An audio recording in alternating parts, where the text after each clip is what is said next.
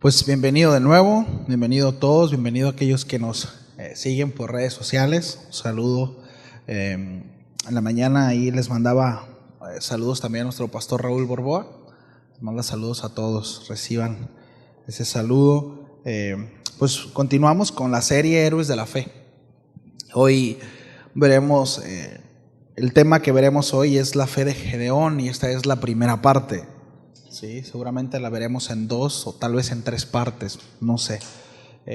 Por lo pronto esta es la primera parte, ¿sí? Y quiero que vayamos ahí, Hebreos 11:32, por favor acompáñeme, cuando esté ahí me dice que ya llegó. Hebreos 11:32, ¿ya estamos ahí? Ok, dice el autor de Hebreos, ¿y qué más digo? Porque tiempo me faltaría contando de Gedeón, de Barak, de Sansón, de Jefté, de David, así como de Samuel y los profetas. Vamos a orar, por favor. Señor, gracias, de nuevo gracias por este tiempo. Ponemos en tus manos el tiempo de enseñanza. Yo ruego que me des gracia para exponer tu mensaje y dale gracia también, Señor, a aquellos que reciben el mensaje, que sea claro a nuestro corazón y que encuentres en nosotros la determinación, Señor, de obedecer tu consejo. Te lo pedimos en el nombre de Jesús. Amén y amén. Bien. Todos los hombres mencionados en este pasaje, en este versículo, ocupan una posición de poder o de autoridad, pero ninguno de ellos es elogiado por su estatura social, por sus habilidades personales, ninguno de ellos, sí. Más bien son reconocidos por lo que cada uno había logrado por medio de su fe en Dios. Sí. Al igual que todos los hombres, ¿verdad?, que hemos estado estudiando en las semanas pasadas. Sí. Ellos pertenecen a la lista de estos hombres y mujeres que determinaron en su corazón creerle a Dios y obedecer a Dios. Y se convirtieron así en herramientas en las manos del Señor. Sí. Repito, ellos no están ahí ni por su estatus económico, ¿sí?, ni su personalidad, ni porque tenían muchas habilidades, ni mucho menos. Vemos a algunos más virtuosos que otros, algunos con más defectos que otros, pero todos coinciden en lo mismo. Están en esta lista, ¿verdad?, de Hebreos 11 como héroes de la fe, precisamente porque creyeron a lo que recibieron de parte de Dios y porque obedecieron a Dios. ¿Sí? Hoy veremos la historia de Gedeón. ¿Sí? Gedeón en hebreo significa destructor. Tiene mucho que ver con la historia, ¿no? Significa destructor y guerrero poderoso. Gedeón fue un juez y un guerrero de Israel. ¿Sí? Gedeón vivió en una de las épocas más desalentadoras en la historia de Israel.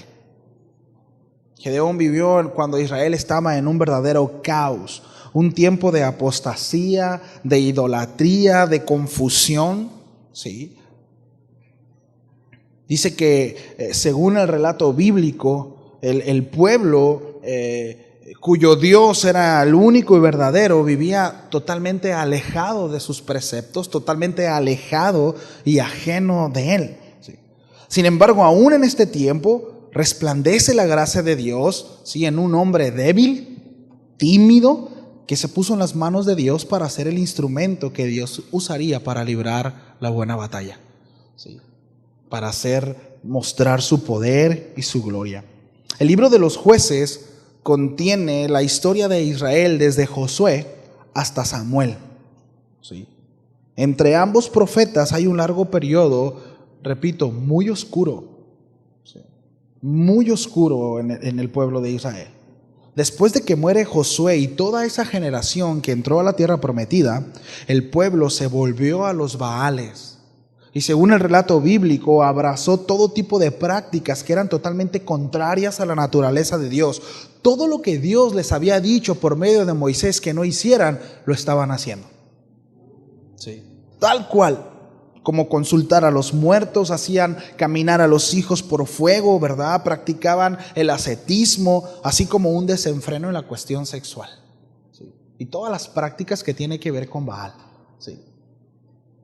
Entonces, Dios se había apartado de ellos y por consecuencia la mano de sus enemigos se hizo pesada y fueron despojados y fueron humillados. Sí. En estas circunstancias el Señor levantó jueces para que los dirigiera, para que los librara de tales caminos, pero después de que moría un juez, otra vez el pueblo se apartaba de los caminos del Señor. Otra vez, ¿verdad? Nomás el juez venía, miren, tienen que hacer esto, pero nomás el juez moría y de nuevo el pueblo se volcaba a estos caminos de perdición. Según el relato bíblico, 13 jueces fueron levantados para guiar al pueblo en este periodo. Sí. Pero el final era siempre el mismo, repito. El último versículo del libro de los Jueces dice lo siguiente: en estos días no había rey en Israel, no había quien dirigiera, no había alguien que mantuviera, ¿sí?, un lineamiento. Dice, y cada uno hacía lo que bien le parecía. Qué tremendo. Si hay algo terrible que nos puede pasar a usted y a mí, es que Dios permita que hagamos lo que se nos pegue la gana. Que Dios nos libre de eso, mis amados. Que Dios nos libre de eso. Uno de los jueces más relevantes, según las Escrituras, es quizás Gedeón. Su historia la encontramos en los capítulos 6, 7 y 8 de este libro que trataremos de ver en estos 2 o 3 temas, hablando acerca de la fe de Gedeón. Sí. Desde el primer versículo, acompáñeme para allá, por favor, Josué 6. Pero nosotros vamos a ver cuáles eran los tiempos en los que se encontraba Gedeón. Le doy unos segundos para que llegue ahí. El libro de Jueces 6. Y vaya poniendo atención porque me voy a ir adelantando algunos versículos, ¿sí? Voy a tratar de ser lo más fluido posible para que nos dé el tiempo, ¿va? Si acaso me voy a tomar unas 2 horas y media, ¿sí? No hay problema, ¿verdad? Okay. Jueces 6:1. Nosotros vemos desde el primer versículo de este capítulo, dice que los hijos de Israel hicieron lo malo ante los ojos de Jehová. Dice que Jehová los entregó en manos de Madián por 7 años. Según la historia, los israelitas sembraban y cosechaban, pero no comían de ello. No comían de lo que trabajaban, no comían de lo que cosechaban. Criaban ganado, ovejas, bueyes y asnos, pero no los aprovechaban. Porque dice que los madianitas venían a la tierra como langostas. Venían con sus camellos, llenaban sus camellos y se llevaban absolutamente todo y no dejaban nada a su paso. Qué terrible, ¿no? Según el relato bíblico, Israel moría de hambre y vivía en una constante frustración de trabajar sin poder disfrutar el fruto de su trabajo. Todo se echaba en un saco roto. ¿Se imagina usted trabajar, esforzarse para llevar el alimento a casa y que éste sea robado? ¿Alguno ha sido asaltado? ¿Alguna vez ha vivido una experiencia? Es terrible, es frustrante. Cuando yo estaba leyendo esta historia, no pude evitar acordarme cuando yo era pequeño, estaba en cuarto de primaria, tenía 10 años, entre 9 y 10 años. A mí me mandaban, iba a la escuela en la tarde y me mandaban a las tortillas. Y yo tenía que pasar por enfrente de la casa de un niño más grande que yo, que siempre que pasaba me pedía un peso si no me daba una patada. El asunto es que aun cuando le daba mi peso, parte de lo que yo gastaba en mi primaria, ¿no? Aun cuando se lo daba, de todas maneras, mi patín, ¿no? Que te vaya bien. Es totalmente frustrante vivir eso. Era algo mío y me lo quitaba. ¿Sí? Sin embargo, yo me miraba totalmente incompetente, sin fuerza. Yo sabía que no podía luchar con él porque era más grande que yo. ¿Sí? Y fue mucho tiempo, fueron casi 2 años que pagaba comisión, ¿no? Para poder ir a las tortillas. Sí. Imagínense cómo estaba el pueblo. Sí. Ahora, no quedaba nada de aquel pueblo al cual Dios había dicho por boca de Moisés que haría caer temblor y espanto sobre sus enemigos. Allá en Éxodo 15. ¿Recuerdan la semana pasada lo que dijo Rahab acerca del pueblo de Israel? ¿Sí? Se los leo ahí en Josué 2:9. Dice, y les dijo, yo sé que el Señor les ha dado esta tierra y por eso estamos aterrorizados. Todos los habitantes del país están muertos de miedo ante ustedes, ante el pueblo de Israel. Tenemos noticias de cómo el Señor secó las aguas del Mar Rojo para que ustedes pasaran después de haber salido de Egipto. También hemos oído cómo destruyeron completamente a los reyes amorreos, Sihón y Og, al este del Jordán. Por eso estamos todos tan amedrentados y descorazonados frente a ustedes. Yo sé que el Señor y Dios es Dios de dioses, tanto en el cielo como en la tierra. ¿Dónde está ese pueblo? 200 años después, el pueblo viviría oprimido. Pasaron aproximadamente 200 años de lo que estamos leyendo acerca de Gedeón y lo que acabamos de leer aquí en Josué, de esta afirmación de Rahab. Dios había dicho, si ustedes me obedecen, si ustedes hacen las cosas como yo les digo, les va a ir bien. Digan conmigo, nos va a ir bien si obedecemos a Dios. Les va a ir bien. ¿Cuál es la causa? ¿Estará en Dios, verdad, el hecho de que se ha olvidado de ellos? ¿Acaso a Dios se le había olvidado su heredad? ¿Acaso a Dios se le había olvidado sus promesas? No, por supuesto que no. Es por el pecado. Es porque se habían alejado de los caminos santos del Señor y se habían levantado a altares, a ídolos. La razón por la cual muchas veces, mis amados, no podemos disfrutar del fruto de nuestro trabajo y no vemos prosperidad en nuestra casa, y no solamente hablo acerca de la cuestión económica, sino en todo sentido, no es porque Dios se ha olvidado de nosotros. Muchas veces es porque somos nosotros los que olvidamos a Dios y lo apartamos de nuestro caminar, y así terminamos levantando altares para nuestros ídolos. Sí o sí, en el momento que nosotros empecemos a caminar ajenos del camino de Dios, tarde o temprano vamos a empezar a levantar altares para nuestros ídolos. Porque si no caminamos para Dios, estamos caminando para alguien más o para algo más. Nuestros senderos se vuelven oscuros y turbios. Dios nos llama, mis amados, al arrepentimiento y a la reconciliación. La Escritura nos dice que Israel clamó al Señor y Dios le envió un profeta al cual le dijo que todo lo que ellos estaban viviendo eran precisamente por consecuencias de desobedecer la voz de Dios.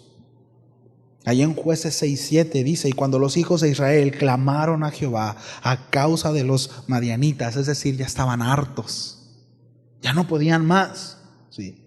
Jehová envió a los hijos de Israel un varón profeta, el cual les dijo, así ha dicho Jehová, Dios de Israel, yo os hice salir de Egipto y os saqué de la casa de servidumbre. Os libré de mano de los egipcios y de mano de todos los que los afligieron, a los cuales eché delante de vosotros y os di su tierra. Y os dije, yo soy Jehová vuestro Dios, no teman a los dioses de los amorreos en cuya tierra habitáis, pero no habéis obedecido mi voz. No obedecieron la voz de Dios. ¿De qué nos sirve escuchar la voz de Dios sin obedecerla? ¿De qué sirve? ¿Qué valor tiene tener en nuestras manos la medicina para nuestra enfermedad si no la tomamos? Es que, hermano, me siento así como que Dios ya no está en mí, ¿verdad? Y por más que oro y leo la Biblia y adoro, no siento, no hay. Y le escarbas tantito y ¿qué onda con el perdón? Es que yo no puedo perdonar, hermano. Es que usted no sabe lo que me han hecho. Es que si supiera cómo es mi papá, si supiera cómo es mi mamá, si supiera cómo es fulano, sí. ¿Sí me explico? Dios dice, mira, tienes que hacer esto, y si haces esto, te va a ir bien. Y podemos poner muchos ejemplos, ¿no? Cada uno póngale el ejemplo con lo que batalla, ¿no? Cada uno póngale su nombre, el nombre que debe a su ídolo. Si lo tiene, ¿verdad? Espero, ninguno aquí, ¿verdad? No hay ningún idólatra aquí. ¿Qué valor tiene, mis amados, tener en nuestras manos, ¿sí?, la medicina para nuestra enfermedad si no la tomamos? ¿Sí? ¿Qué valor tiene? Hace algunos meses creo que se los platicaba, me llamó mucho la atención. Pero me tocó trabajar en una casa en donde yo quería mover la Biblia, o la quería cerrar, ¿no? Estaba como en un pedestal, ¿no? Y la Biblia estaba abierta, ¿sí? En la casa no eran cristianos, entonces yo para mover la Biblia la cerré y la señora se ofendió, me dijo, no, en esta casa jamás se cierra la Biblia, ¿no? Entonces yo le pregunté que si se leía, y dice, pues a veces, pero no se cierra, ¿no? ¿De qué nos sirve una Biblia abierta? ¿Sí? ¿De qué nos sirve? ¿De qué nos sirve? ¿Sí? Y entiéndase la pregunta, ¿no? O hacia dónde quiero ir. Pero ¿de qué nos sirve tener libros, ¿verdad?, de estudio teológico, Strong, diccionarios, si no los usamos? Y con esto no estoy diciendo que no los compre. Si hay una inversión la cual vale la pena hacer es precisamente en ese tipo de cosas. Pero ¿de qué sirve si no lo utilizamos, si no lo usamos, si no echamos mano de ello? No nos hace más intelectual comprar un Strong, ¿o sí? No nos hace más sabios. ¿De qué nos sirve?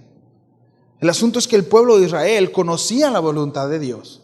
Y la razón por la cual se encontraba en esta situación era porque no había obedecido la voz de Dios. Conocían la instrucción, pero no obedecía la instrucción. Y las consecuencias lo estaban viviendo. ¿Sí? Literalmente, Israel tuvo que verse en esa situación de casi morir de hambre, según la Escritura. ¿Sí? Según la Escritura. Entonces, después de que Dios les muestra la radiografía de su condición espiritual, ¿sí?, el Señor en su misericordia envía a un ángel que se le aparece a Gedeón, ahí en el versículo 11 del capítulo 6 de Jueces. ¿Sí? Dice la Escritura que en ese momento Gedeón estaba sacudiendo el trigo en el lagar para esconderlo de los madianitas. Aquí hay algo curioso, pero Gedeón sacudía el trigo en el lagar y no en la era, es decir, la era es el lugar donde se sacude el trigo, esto es en el exterior, ¿sí? El lagar es donde se exprime la uva, ¿sí? Y esto estaba en el interior, de donde se saca el vino. Gedeón sacude el trigo en el lagar para esconderse de los enemigos, ¿sí?, porque el hacerlo afuera pues no ofrecía mucha seguridad, ¿sí? Entonces él, precisamente por la situación que vivían, él estaba zarandeando el trigo dentro de su casa. Eso, repito, normalmente se hacía afuera, ¿sí?, y por temor lo hacía dentro, ¿sí? Estaba escondido en su propia casa. Y el ángel de Jehová saluda a Gedeón con unas palabras muy particulares.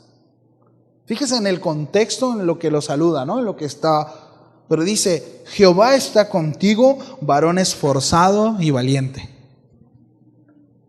Ah, caray. Como que el ángel no sabía, ¿no?, dónde se sacudía el trigo. ¿Será eso? Por supuesto que no. Sí. Es curioso porque si él era parte de un puñado de hombres valientes, ¿podremos imaginar la condición de los demás? Sí. Y mire la respuesta de Gedeón a Dios.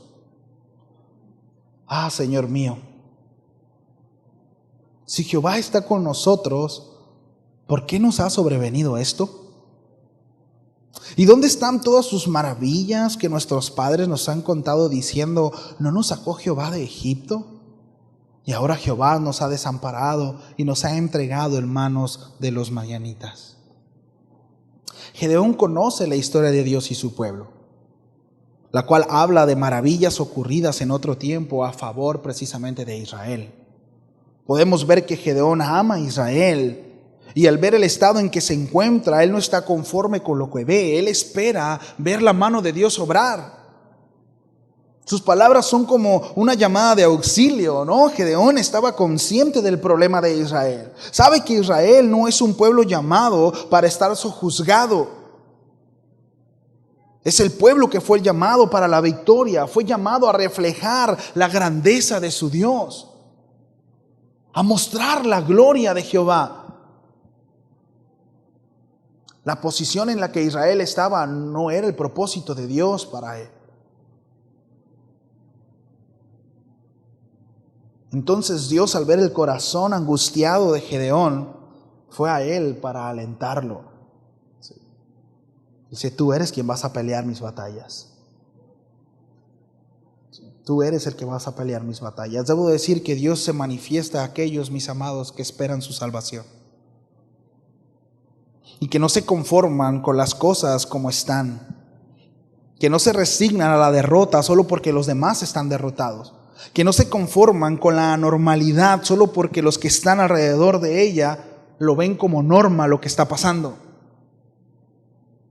Dios buscó en ese tiempo un hombre que hiciera la diferencia, así como lo sigue buscando hoy en día. Hombres que estén dispuestos a pelear la batalla de Dios, que no estén conformados ni asimilados a las circunstancias que los rodean, sino que aún en su intimidad siguen clamando por ver la mano de Dios obrar, en su casa, en su iglesia, en su ciudad, en su país, en toda su generación. Dios sigue buscando hombres esforzados y valientes.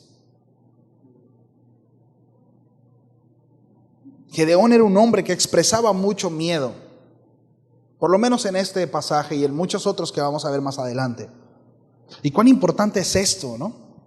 Que nuestra identidad esté siempre en lo que Dios dice y no en la apreciación que tengamos nosotros mismos de nosotros. Sí. Jehová está contigo, varón esforzado y valiente. Dios se encargaría de tratar a este temeroso hombre. Dios se encargaría de tratar su inseguridad y su temor sería instrumento. Escúcheme bien, precisamente esa inseguridad y ese temor sería el instrumento más valioso que Dios usaría para mostrar su poder. Y así hacer crecer su fe, no solo de Gedeón, sino también del pueblo entero. Sí. Tan importante es esto. Ahora, después de que Gedeón, ¿verdad?, exclama de esta manera y vemos esta afirmación de parte de Dios a Gedeón, Dios prueba el corazón de Gedeón. Y en el versículo 14 le dice, ve con esta tu fuerza y salvarás a Israel de las manos de los madianitas. Dice, te envío yo. No te envío yo a manera de pregunta, ¿no?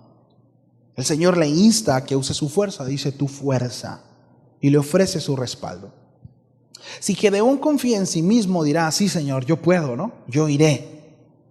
Pero Gedeón conocía su pequeñez y conocía a Dios. Conocía sus limitantes y por otro lado conocía el poder de Dios. Esa fue la base para las decisiones que tomó. ¿Cuán importante es eso? Alguien por ahí dijo, y sin duda comparto este pensamiento, pero uno de los mayores problemas del ser humano es que se cree lo suficientemente fuerte para poder llevar a cabo sus batallas sin Dios. Sí. El Señor siempre nos da la posibilidad, escúcheme mis amados, de echar mano primero de nuestras fuerzas. Luego, cuando hemos fracasado, entonces volteamos al cielo. Así que tenemos ante nosotros dos caminos, siempre. El de nuestras fuerzas, hacer las cosas a nuestra manera, según nuestra apreciación, nuestra sabiduría, o echar manos de los recursos de Dios. Normalmente, nosotros en nuestra presunción echamos manos a lo nuestro. Creemos que en nosotros hay la capacidad, ¿verdad?, para poder llevar a cabo las batallas, que hay buenas ideas y aún los primeros intentos parece dar buenos resultados. Hay algún fruto, hay buen ánimo, hay emoción, mucha emoción, fogosidad, ¿no? Cánticos entusiastas, nos llenamos de gloria. Luego, al poco tiempo, comenzamos a cansarnos.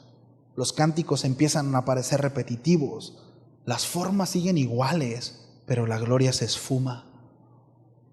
reaccionamos, buscamos culpable, herimos al hermano, sembramos muerte, cosechamos muerte, hasta entonces, acudimos a Dios. Cuando nos estamos muriendo de hambre, cuando todo lo que hacemos y lo echamos a un saco pareciera que este no tiene fondo, en donde ya no hay paz, en donde ya no tengo fuerzas. A mí me llama mucho la atención porque es curioso. ¿Sabía usted que, sobre todo en el mar, para rescatar a alguien que se está ahogando, la primera instancia es tener contacto con la persona? ¿Sí? Decirle, hey, tranquilo, te voy a ayudar. ¿Sí? Si la persona reacciona, pues qué bueno, ¿verdad? Pero normalmente la desesperación ni siquiera te escucha, ¿no? La segunda cosa es echarte al agua, dependiendo de la circunstancia, pero te echas al agua, te acerca, ¿verdad?, lo más que se puede, pero siempre con una distancia considerable en donde no hay contacto. Y le vuelves a decir, compadre, si todavía está flotando, por supuesto, ¿no? Señor, señorita, quien sea, ¿sí? Le quiero ayudar, por favor, esté tranquilo, voy a tomarlo, ¿sí? Le voy a ayudar para sacarlo. Si la persona no reacciona, lo peor que nosotros podemos hacer es tomarlo de enfrente. ¿Por qué? Porque su misma desesperación y su misma fuerza llevará no solamente a que se ahogue una persona, sino que se ahoguen dos. No importa cuán fuertes seamos, ¿verdad?, y cuán pequeño pudiera parecer la otra persona. Lo que se tiene que hacer en estos casos, una es esperar a que la persona se agote. Cansar. Si es un asunto extremo en donde es necesario sacarlo sí o sí, porque hay algún otro peligro alrededor, es noquearlo. Darle un golpe para hacerlo reaccionar. Si es posible noquearlo para poder sacarlo, ¿sí? Pero si las circunstancias favorecen en el sentido de que podemos esperar, lo que debemos de hacer es verlo hasta que se canse. Y ya que no tenga fuerza, entonces sí podremos sacarlo. ¿Sabe? No porque vayamos a ahogar a Dios, pero la realidad de las cosas es que muchas veces Dios espera y dice, cánsate. Porque en la desesperación, y cuando nosotros estamos pataleando y hacemos las cosas con nuestras fuerzas, no podemos verla y no podemos escucharlo. Y es difícil que podamos recibir una instrucción de parte de Dios. Y Dios, en su misericordia, debo decirlo, dice, estoy esperando que te canses. Y hasta que uno dice, ya, Señor, ¿no? Levanto mi bandera blanca, me rindo, ya no tengo fuerzas, ya no puedo. Entonces el Señor viene y nos rescata. Pero qué necesidad, pues. Dígale al que está a un lado, qué necesidad. ¿Sí? Mis amados, el Señor en su misericordia nos oye y nos salva. Y ahora estamos dispuestos a renunciar a lo nuestro y a tenerlo por basura para seguir un camino más excelente. Este camino es a veces lento, difícil, cansado, y comienza invariablemente con una pérdida del yo y una afirmación de la gloria de Dios. Este es el camino seguro. Este es el camino correcto. Gedeón no intenta siquiera probar con sus propios medios. Él conoce a Dios y conoce su propia impotencia. Él sabe que no puede. La respuesta en el versículo 15 dice, Señor mío, ¿con qué salvaré yo a Israel? He aquí que mi familia es pobre en Manasés y yo el menor en la casa de mi padre. Es imposible, circunstancialmente hablando, es imposible, Señor. Señor, si sabes contar conmigo, no cuentes. No puedo, yo no podría. Gedeón reconoce que no tiene nada y que no es nada, ¿no? Dice, no tengo con qué, ni tampoco yo puedo salvarle. Sí. Él no es nada. ¿Quién soy yo para salvar? Dice Gedeón. Además dice que su familia es pobre en Manasés y que él es el menor de ella. Gedeón no tenía rangos ni títulos que ostentar. Cuando dice que él es el menor de la casa de su padre, nos hace recordar a David, recuerde, con sus hermanos, cuando Samuel iba a ungirlo como rey. Gedeón está a punto de conocer esta gran verdad de Dios, que nosotros encontramos en 1 Samuel 16:7, que Dios no mira como el hombre ve, pues el hombre mira lo que está delante de sus ojos, pero Jehová mira, ¿qué? El corazón. El Señor ve mucho más allá de lo que nosotros podemos ver. A nosotros nos puede extrañar que el varón de Dios, que Dios mismo le dijera hombre esforzado y valiente. Nosotros decimos, no Señor, si está oculto en su casa, es un cobarde. Pero Dios está viendo mucho más allá de lo que nosotros podemos ver. Señor, ¿cómo puedes usar a él o a ella? ¿Quién no ve, Señor, todos sus defectos? ¿Quién nos ve sus debilidades? No, Señor, no digo que yo, pero está mejor aquel o está mejor aquella. Y Dios dice, no, es que la cosa no es como tú crees. Yo veo más allá de lo que los ojos de los hombres ven. Y en eso necesitamos confiar y descansar, mis amados. Sí. Gedeón está a punto de conocer esta gran verdad. Sí. Mis amados, ante la presencia de Dios, vemos verdaderamente lo que somos. ¿Cuántos están de acuerdo con esto? Ante Él apreciamos nuestra absoluta nulidad, ¿verdad? Solo quien anda delante de Dios puede decir, ay de mí, como el profeta, ¿recuerdan? Solo el ver a Dios en su gloria mata en nosotros toda presunción y vanagloria. El salmista dice, Señor, en tu luz veremos la luz. La distorsión de la verdad delante de nuestros ojos es debido a la falta de comunión que tenemos con Dios y a la escasa exposición a su presencia. Esa es la realidad. Vemos las cosas tan distorsionadas y tan diferentes a lo que Dios ve, precisamente a causa de nuestra lejanía. Porque cuando nosotros nos exponemos a Él, su gloria y su presencia nos da una radiografía de quiénes somos, precisamente de quién es Él. Sí. Y nos hace ver que no somos tan fuertes como nosotros creemos, que no somos tan poderosos. Sí. Después de que Gedeón expresa su condición, entonces Gedeón pide una señal. Gedeón le encanta pedir señales, ¿no? Me acuerdo cuando estábamos en el grupo de adolescentes en la iglesia donde iba, nos enseñaron la historia de Gedeón y un montón de chamaquitas, ¿no? Empezaron a pedir señales para su futuro esposo, ¿no? Y si viene el domingo que viene con una camisa rosa o con una camisa azul o un pantalón verde, ¿no? Somos tan así, ¿no? De que vemos algo y de repente lo acomodamos, ¿no? A nuestra conveniencia. Bueno, el Señor nos libre de eso. Dice el versículo 16, el Señor le dijo, con toda certeza yo estaré contigo. Lo estoy leyendo en una versión actual, ¿sí? Con toda certeza yo estaré contigo y vencerás a los madianitas como si fuera un solo hombre.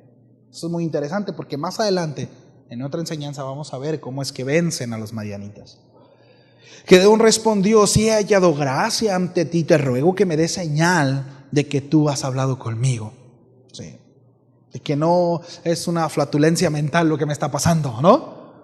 Que no me lo estoy inventando, Señor. Que no fueron los frijoles de anoche, sino que realmente es real lo que estoy viviendo. Te ruego que no te vayas de aquí hasta que vuelva a ti con mi presente, con una ofrenda de adoración, y lo ponga ante ti. Y él respondió, esperaré hasta que vuelvas. Entonces Gedeón entró, preparó un cabrito y pan sin levadura de una efa de harina de 20 kilos, puso la carne en su canastillo y el caldo en una olla y se lo presentó debajo de aquella encina. Ojo con esto, versículo 20. Entonces el ángel de Dios le dijo, toma la carne y el pan sin levadura y ponlo sobre esta peña, es una roca, y vierte el caldo, y lo hizo así. Versículo 21. Y el ángel del Eterno extendió el bastón que tenía en su mano y tocó con la punta en la carne y el pan, y fuego subió de la peña que consumió la carne y el pan, y el ángel del Señor desapareció de su presencia. ¿Sí? Gedeón desconfía de sí mismo, desconfía de su propia percepción espiritual, no quiere equivocaciones, son tiempos peligrosos, mis amados. Y pide una señal. Dice, no vaya a ser que me esté quedando loco, ¿no? Y pide una señal. Pide una señal para asegurarse de que su percepción espiritual era la correcta. Siempre es bueno, mis amados, asegurarnos que la instrucción viene de parte de Dios y que no es un engaño de nuestro propio corazón. Siempre es bueno asegurarnos de ello. Ahora, Gedeón estaba solo. Nosotros tenemos una ventaja sobre él. Es una circunstancia muy distinta. Nosotros no estamos solos. El Señor ha provisto una iglesia, ha provisto una congregación, hermanos. ¿Sí? Nosotros debemos de someter nuestras percepciones primeramente a la luz de las Escrituras, ¿sí? Y ante los hermanos que son maduros en la congregación para no equivocarnos. Siempre es bueno preguntar, oye hermano, ¿cómo lo ve? ¿Cómo considera esto? Siempre. ¿Sí? Eso habla de humildad. ¿Sí? Un hombre solo no es confiable. ¿Sí? Dios nos ha provisto del cuerpo de Cristo, que es la iglesia. Y mire, el apóstol Pedro habla acerca de eso, y mire lo que dice en cuanto a la revelación, ¿verdad? Y a las conclusiones que podemos llegar acerca de la palabra y acerca de las experiencias religiosas que podamos tener. Segunda de Pedro 1:19 dice, tenemos también la palabra profética más segura. ¿Cuál es? La Escritura, ¿verdad? A la cual hacéis bien en estar atentos como una antorcha que alumbra en un lugar oscuro, hasta que el día esclarezca y el lucero de la mañana salga en vuestros corazones. Entendiendo primero esto, que ninguna profecía de la Escritura es de interpretación privada. No es que Dios me habló esto, oye brother, pero eso no viene en las Escrituras, está totalmente contrario a lo que Dios dice. No, es que Dios me lo reveló a mí. Es una revelación propia. Bueno, la Escritura lo reprueba como tal. No puede ser, todo tiene que ser, todo aquello que es revelado por Dios, ¿sí? Va acorde a lo que el Señor ha establecido, ¿sí? Porque si nos reveló Dios será por medio de su Espíritu Santo, ¿sí? Y su Espíritu Santo fue quien inspiró las Escrituras. ¿Y cuántos saben que el Espíritu Santo no es bipolar? No es como que piensa una cosa y luego piensa otra, ¿verdad que no? Él piensa lo mismo. Y Él es el mismo ayer, hoy y siempre. Y lo que pensaba hace 4000 años lo sigue pensando hoy. Y lo que dejó establecido hace 2000 años lo sigue estableciendo hoy. Es lo mismo. Él no ha cambiado de parecer. Nosotros sí cambiamos de parecer. Nosotros sí decimos a veces que Dios me llamó a esto, ¿verdad? Y al cabo de un tiempo me pregunta, oye brother, ¿qué no Dios te había llamado? No, es que no era así, ¿no? Es que Dios se equivocó. O tú inventaste el llamado, u otra no atendiste el llamado. Porque si Dios te llamó a algo, ese llamamiento estará ahí. ¿Me explico? Hace algún tiempo se acercó una persona que hace tiempo se ha apartado al Señor. Sí. Y él me decía, quiero reconciliarme con Dios. Le digo, qué chido, brother, qué bueno. Sí. ¿Qué debo hacer? Bueno, reconcíliate con tu familia.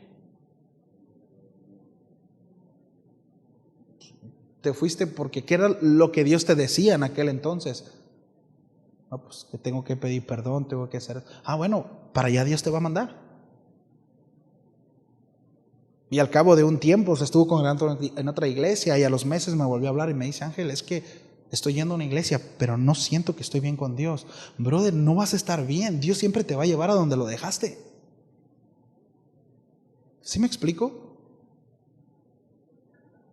Así es. Si nosotros hemos faltado, Dios nos llevará a arrepentirnos. ¿Y cuántos saben que el arrepentimiento lleva consigo remuneración? Estamos tan equivocados así, no, ya pedí perdón, me tienen que perdonar. Y sigo mi camino como si no hiciera nada. No, te ofendí, perdóname, ¿qué puedo hacer? ¿Cómo puedo restaurar el daño que hice? ¿Cómo te puedo ayudar? Perdóname, estoy arrepentido por lo que hice. No es como que me tiene que perdonar y punto, porque el Señor dice que me tiene que perdonar y yo ya te perdoné. No es lo que enseña la Escritura. Y si nosotros nos vamos así, cuando regresemos, Dios nos va a llevar donde nos quedamos. Dios nos va a llevar donde nos quedamos. ¿Sí me explico?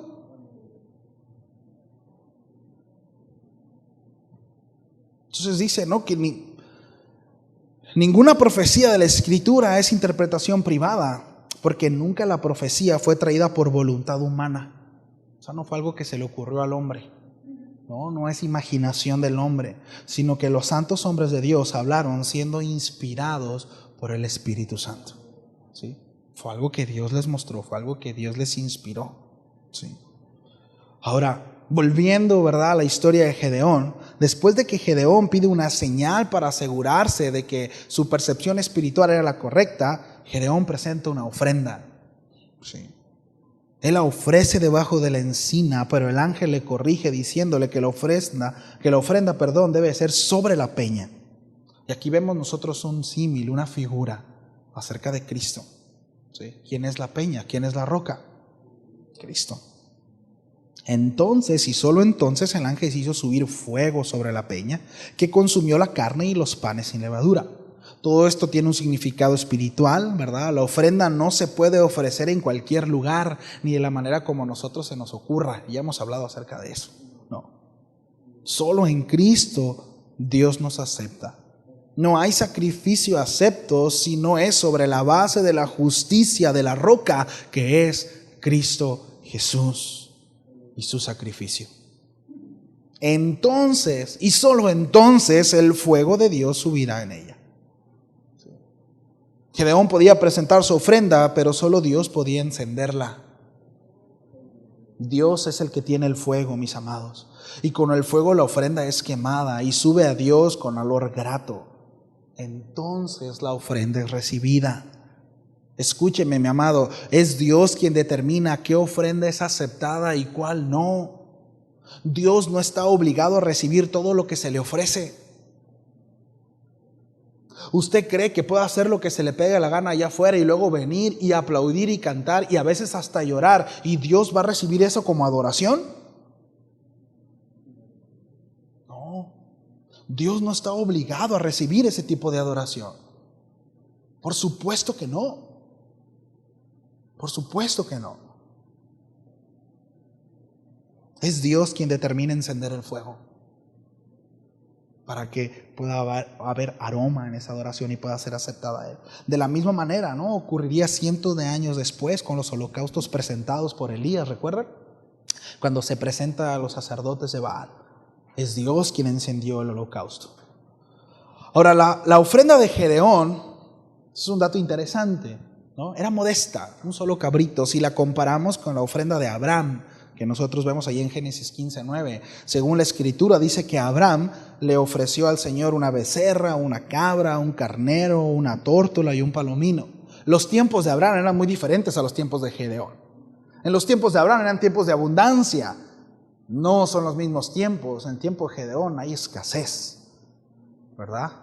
Y tal vez algunos de nosotros vivimos hoy en día en escasez, o hay tiempos de escasez, días complicados.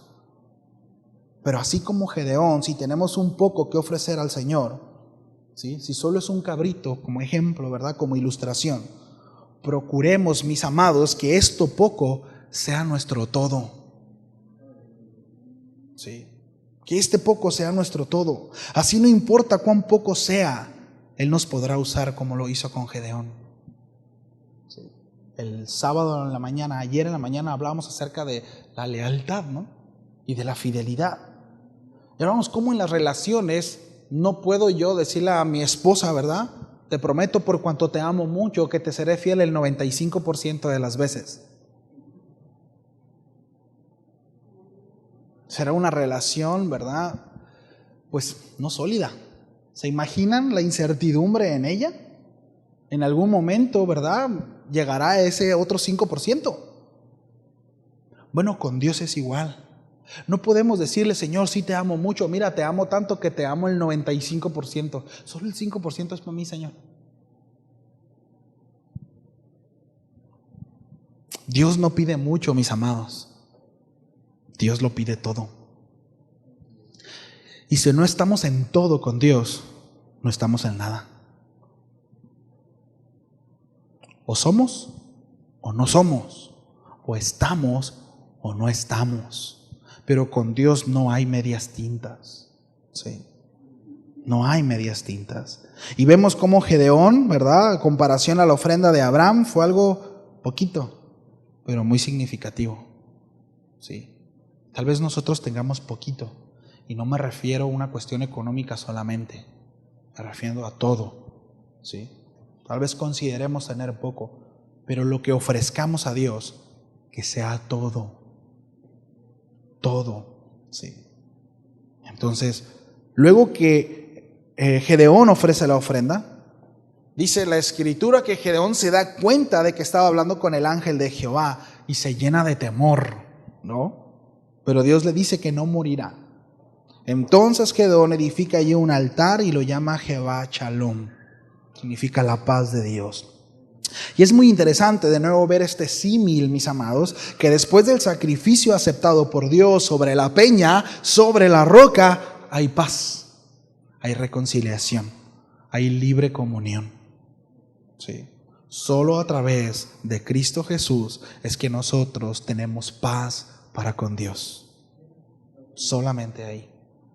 Sí. No hay nada que nosotros podamos hacer para poder derribar esa barrera de enemistad a causa de nuestro pecado. Solo en Cristo Jesús. Sí. Entonces, esa misma noche, ¿cómo vamos en tiempo, Jeremy? Esa misma noche Dios se aparece a Gedeón y le ordena derribar el altar de Baal. Corta la imagen de Acera que estaba en la casa de su padre, ¿sí? Y levanta un altar a Jehová en la cumbre de un peñasco. Había ídolos en la casa de Israel. Qué terrible, ¿no? ¿Acaso Dios no había sido claro en cuanto a la idolatría por medio de Moisés? Por supuesto que sí, ya vimos que era un pueblo desobediente, que era una generación que había desechado totalmente la instrucción de Dios. Y esta es la causa por la cual el pueblo estaba en opresión. Los israelitas tenían ídolos en sus propias casas. El papá de Gedeón tenía ahí un Baal, no hay una Acera. La idolatría, mis amados, es veneración a algo, a alguien que no es Dios. Es un amor excesivo y excluyente hacia lo que no es Dios. Cuando uno pone por encima cualquier cosa antes que Dios, eso es un ídolo. Cuando el Señor dice, el que ama a padre, madre, hijo, hija más que a Él, dice que no es digno de Él, precisamente el Señor lo que está haciendo es derribando ídolos, objetos de veneración. La pregunta es, ¿alguno aquí ama más a su papá o a su mamá que al Señor? ¿Alguno aquí ama más a su hijo o a su hija más que al Señor? Es una buena pregunta que debemos de hacernos. ¿Cómo descubrimos eso? ¿O cómo sabemos cuál es la respuesta? Bueno, en base a nuestras decisiones, en base a nuestras prioridades. Ahí es donde yo sé, ¿verdad?, dónde está el tesoro en mi corazón. No estoy diciendo que está mal que le diga tesoro a su niño. ¿Cuánto le dicen tesoro a su niño? Como Kiko. Mientras sea de cariño, ¿verdad? No, porque esto tampoco nos está llevando a aborrecer a nuestros padres, sino a amar a nuestros hijos. Esa no es la enseñanza. Por supuesto que no. Al contrario, Dios nos lleva a honrar a nuestros padres. Dios nos lleva a amar a nuestros hijos, a ser padres, esposos, hijos diligentes. El punto ahí es precisamente, repito, derribar ídolos. ¿Sí? Cuando nosotros ponemos nuestro afecto en algo o en alguien por encima del afecto que debemos de tenerle a Dios, eso es un ídolo. ¿Sí? Después de que Gedeón edifica el altar a Jehová y sacrifica a un toro con la madera de la imagen de Acera. Imagínate, destruye la imagen de Acera y con esa madera edifica un altar y prende fuego ahí, ¿no? Da adoración a Dios con un toro, ¿sí? La gente en la mañana, eso fue por la noche, se levanta, según ahí la escritura, ¿sí? Y empieza a decir, ¿y ahora, ¿no? ¿Quién fue? ¿Quién se atrevió a hacer esto, no? El primer altar había sido levantado para una adoración personal. Sí. Pero este segundo altar fue erguido para testimonio a toda su familia, para toda la ciudad, para todo el pueblo. Sí. Pero qué importante es el principio. Empiezo conmigo. Empiezo con mi vida. Porque a veces es mucho más sencillo empezar con la gente de afuera, ¿no? Es mucho más sencillo empezar a tratar a los demás de idólatras, ¿no? De incircuncisos, pecadores, y ya después voy conmigo.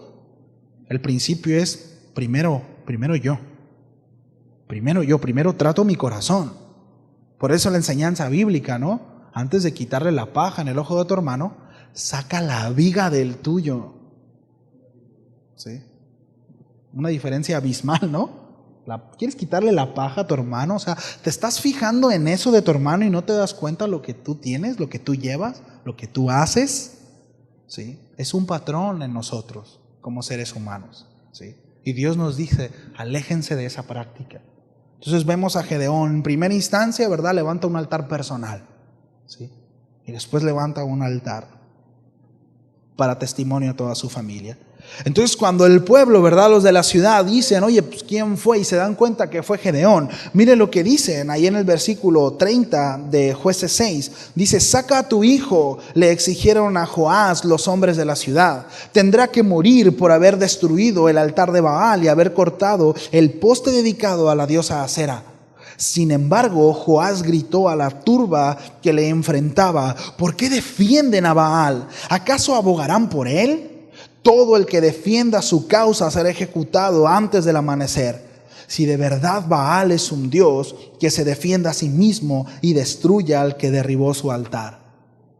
A partir de entonces a Gedeón lo llamaron Jerobaal, que significa Baal se defiende a sí mismo o aquel que derriba ídolos. Interesante, ¿no? Ahora aquí el nombre de destructor, ¿no? Por eso el destructor de Baal. Sí. ¿Por qué le dieron esto? Porque él destruyó el altar de Baal. Versículo 34. ¿Me ayudan con el piano, por favor? Versículo 34. Entonces el Espíritu del Señor visitó a Gedeón, y Gedeón tocó el cuerno de carnero como un llamado a tomar las armas, y los hombres del clan de Abiezer se le unieron. También envió mensajeros por todo Manasés, Aser, Zabulón y Neftalí para convocar a sus guerreros, y todos ellos respondieron. Es decir, empezó a convocar a todo el pueblo, ¿sí? A todas las tribus de Israel. Y empezó a decir, vamos a levantarnos, ya no nos vamos a dejar más, el Señor está con nosotros. Desde entonces, dice la Escritura, comenzaron a saber que Dios estaba con él, que Dios estaba con Gedeón. El Espíritu vino sobre él, y al sonido del cuerno toda su familia se le unió. Su testimonio había sido eficaz. Primero atrajo a su padre, luego atrajo a su familia. Más adelante había de ser notorio para todo Israel. De nuevo, empezamos en casa. Empezamos en casa. Una vez derribados los ídolos, podía Gedeón entrar en batalla. Porque entonces vino sobre él el Espíritu de Dios. Hay una estrecha relación, mis amados, entre el derribar los altares de los ídolos y la recepción del Espíritu Santo que nos capacita para el servicio. No podemos servir a los ídolos y a Dios. Es imposible. Si tu altar de algún ídolo sigue en pie en tu vida y crees que le sirves al Dios de la Biblia, estás en un terrible error. Te estás sirviendo a ti mismo o a los hombres, pero no al Dios de la Biblia. O por lo menos tu servicio no lo está recibiendo Dios con agrado. Y si le perteneces a Dios y eres hijo de Dios, es cuestión de tiempo que el Señor te tumbe tu ídolo. Y entre más arraigado tengamos a los ídolos en nuestro corazón, más duro será la pérdida.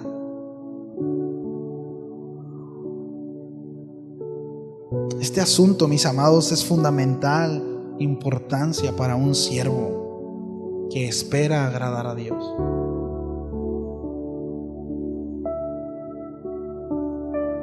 Si no podemos solucionar este asunto, no podemos servir. ¿Quiénes pueden entrar en las batallas de Dios? Aquellos que han sido habilitados, aquellos que han sido capacitados por su Espíritu. Que no son aquellos que reciben el Espíritu de Dios. ¿Quiénes son los habilitados? Los que han derribado los altares de los ídolos. No podemos, ¿verdad?, predicar con unción si no hemos sido capacitados por el Espíritu. No podemos hablar con denuedo. Nuestra vida no podrá ser testimonio para los demás si antes no hemos tumbado nuestros ídolos. Es imposible.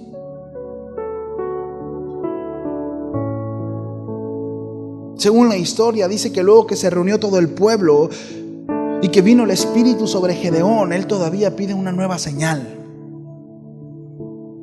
Ahora es la señal del vellón de lana, ¿recuerdan? Conocemos la historia, ¿no? Esto lo hizo 2 veces. Ahora, podría parecer excesiva la desconfianza de Gedeón, ¿sabe? No tanto para con Dios, sino para sí mismo. Seguía desconfiando de sí mismo. Nosotros lo vemos en la naturaleza del primer cuestionamiento y la primera señal. No vaya a ser que yo me esté equivocando. Quiero tener la certeza. Por eso es que no vemos a Dios amonestando a Gedeón, sino al contrario, dándole seguridad. Porque Dios conocía que la inseguridad no era hacia Dios, sino era hacia sí mismo. Cuando nosotros desconfiamos de Dios, entonces vendrá una reprimenda y nos hará ver. Decir, hey, claro que puedo hacerlo porque soy el Dios Todopoderoso. Pero cuando hay inseguridad propia, también el Señor nos hará ver y nos dará seguridad. Esto no quiere decir que esté bien. Sí. De hecho, esa misma inseguridad, si más adelante vino a traer problemas, lo vamos a ver. Sí. Dice en el versículo 36, después Gedeón le dijo a Dios, si de veras vas a usarme para rescatar a Israel como lo prometiste, demuéstramelo de la siguiente manera. Esta noche pondré una lana de oveja en el suelo del campo de trillar. Si por la mañana la lana está mojada con el rocío, pero el suelo está seco, entonces sabré que me ayudarás a rescatar a Israel como lo prometiste. Y eso fue exactamente lo que sucedió. Cuando Gedeón se levantó temprano a la mañana siguiente, exprimió la lana y sacó un tazón lleno de agua. Luego Gedeón le dijo a Dios, por favor, no te enojes conmigo. Veamos la acción, ¿no?, de Gedeón, la actitud. Por favor, no te enojes conmigo. Sí. Pero deja que te haga otra petición. Permíteme usar la lana para una prueba más. Esta vez que la lana se quede seca mientras que el suelo alrededor esté mojado con el rocío. Así que esa noche Dios hizo lo que Gedeón le pidió. A la mañana siguiente la lana estaba seca, pero el suelo estaba cubierto de rocío. Sí. Esto puede sonar hasta como pudiéramos concluir, que en lo personal no lo veo así, lo mencionaba hace un momento, como una desconfianza a Dios. Pero, mis amados, qué necesario es, ¿verdad?, en primera instancia, desconfiar en nosotros mismos. Esto es muy importante. Tener en claro que no podemos. Tener en claro que con nuestras fuerzas no lo vamos a lograr. Podremos avanzar algo, y esto puede ser por el mismo énfasis y el furor de nuestra emoción, y puede ser un engaño de nuestro corazón y realmente no hemos avanzado nada.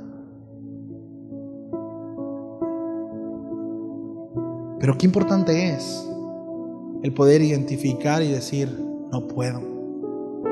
Sí. La tarea que estaba a punto de realizar, o lo que le estaba pidiendo Dios a Gedeón, no era nada fácil. No era nada fácil.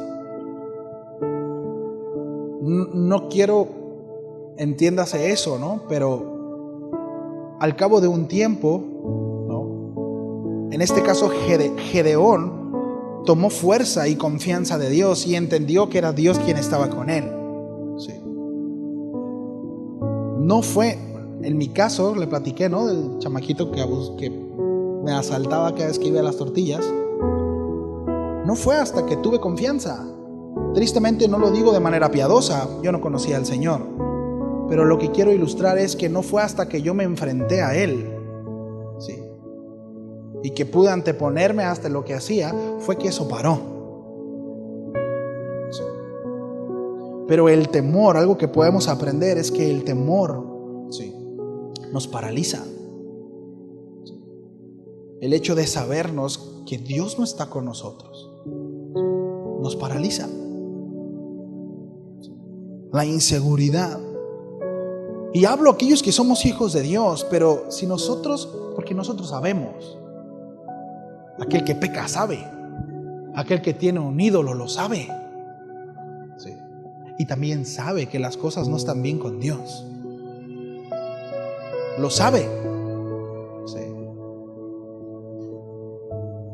Difícilmente podremos desarrollar una obra para Él. Será imposible. Será imposible. Sí. Nuestra identidad siempre, mis amados, debe ser originada en qué es lo que Dios dice de mí, qué es lo que Dios piensa de mí, qué es lo que Dios quiere de mí. Sí. Y si Dios quiere usarme, como usó la vara de Moisés, qué bueno. Si Dios quiere usarme, ¿verdad?, en donde sea, qué bueno. Qué bueno.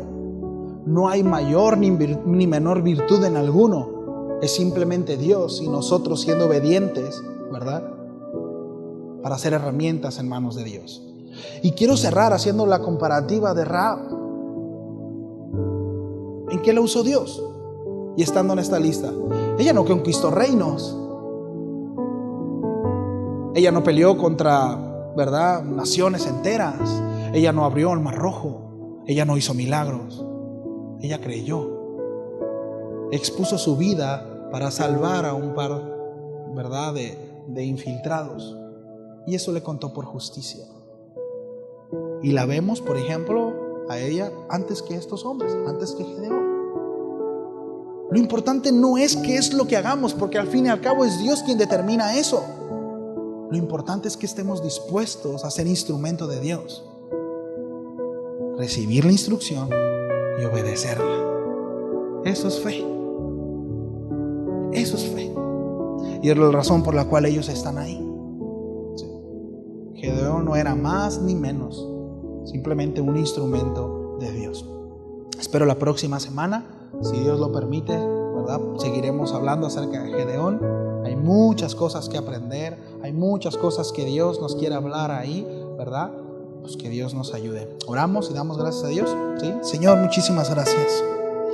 Gracias por tu bondad, gracias por tu palabra. Gracias, Señor, porque eres bueno. Queremos ser instrumentos en tus manos, Señor. No queremos confiar en nuestras propias fuerzas, llegar a nuestras propias conclusiones. Líbranos de eso, Señor, y ayúdanos, Señor, a encaminarnos por el sendero de la verdad, de la justicia, el sendero de la santidad, el cual dice tu palabra que por más torpe que seamos, no nos extraviaremos, Señor, porque tú estarás con nosotros. Tú irás por delante. Bendigo la vida de cada uno de mis hermanos, Señor. Yo te pido, Padre, que su corazón sea inclinado al tuyo y que las peticiones de éste sean concedidas por ti, Señor. Ayúdale, Señor, que puedan disfrutar del fruto de su trabajo y que puedan crecer, Señor, y que puedan avanzar en el conocimiento de tu voluntad. Ayúdales en la relación con sus matrimonios, con sus hijos, en sus trabajos, donde quiera, Señor, que ellos se desenvuelvan y se desarrollen, que ellos sean esa luz que el mundo necesita que seamos. Que no perdamos la oportunidad de ser testimonio, de hablar de tus grandezas, de tus bondades, de tus misericordias. Gracias por ese privilegio, Señor. Gracias. En el nombre de Jesús. Amén y amén. Familia, pues, que Dios me los bendiga. Gracias por su paciencia. Nos vemos con el favor de Dios el miércoles. ¿Sale? Bendiciones.